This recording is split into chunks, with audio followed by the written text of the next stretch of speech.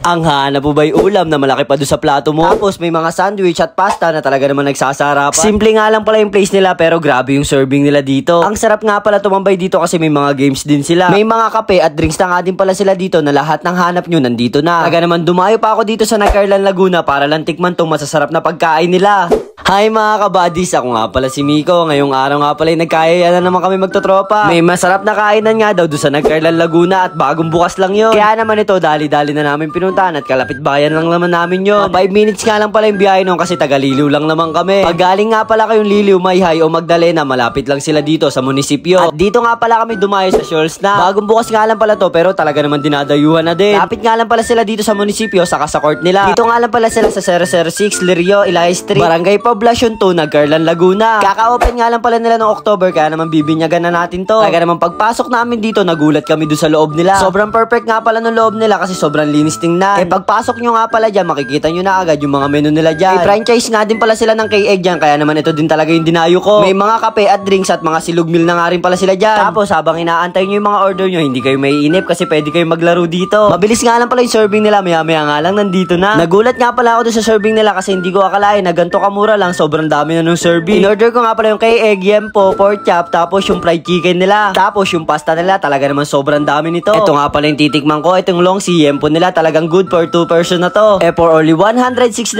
pesos may yempo ka na, itlog, pipino, tapos ang dami pa nung kanin. Sa murang halaga pwede na kayo maghati ng kasama mo. Order ka lang ng extra rice, dalawa na kayong kakain nito. Next naman natin itong long si pork chop nila, talaga naman panalo din to at malaki. Tapos hindi ko pala nasabi, lahat ng ordering yung silog may kasama ng side dishes na kimchi. Tapos ito nga pala yung nagustuhan naming lahat magtotropa, itong fried chicken nila. 149 pesos panalo at napaka-juicy. At ito talaga yung dinayo ko dito, itong K-Egg nila. Sa abot kaya na 159 pesos meron ka na nito. May mga 99 pesos nga din pala sila dito pero ito yung order ko. Itong bestseller nila na spicy beef bulgogi. Talaga naman sobrang sarap nito. Hindi ganun kangang lasang-lasa mo yung beef. Hindi tinipid sa laman tapos napakalambot pa ng mga karne. Tapos may pagkalasang gatas yung itlog nga pala niya. Kaya naman panalo to, orderin nyo to ha. Next naman natin itong mga pasta nila. Pala yung order ko itong creamy alfredo nila. For only 149 pesos lasang-lasa mo yung creamy sauce. Hindi tinipid sa laman tapos lasang-lasa mo yung cheese. Next naman natin itong basil pesto nila. Kasama ng chicken breast for only 179 pesos lang. Ang sarap nga din pala nito, hindi ganun kaalat, tamang-tama lang. Bagay na bagay yung chicken breast niya, yun yung nagpapaalat. Tapos ito nga din pala yung masarap, itong mga wings nila. In-order ko nga pala itong honey, staracha nila. Sobrang lalaki nga pala ng wings nila, talaga naman panalo din to, lalo na yung sauce nila. Pagkagat ko nga pala dito, hindi ko akalain na ang kapal ng laman niya. Talaga naman kain pa rin talaga to kahit buto. I-try nyo nga din pala yung spicy barbecue nila, panalo din yun. Next naman natin itong croissant nila. Ito nga pala yung order ko, itong choco for only 89 pesos ay talaga namang sobrang laki na rin. Good for sharing na to, talaga namang sobrang sarap din. Napaka-creamy tapos napakalambot ng croissant. Naman pinagatian pa namin magtotropa kasi napakasarap naman talaga. Talaga naman daw sulit lahat ng pagkain nila dito kasi lahat naman daw masarap. Masarap nga din pala tong Korean cordon nila kasi napakarami ng cheese. 109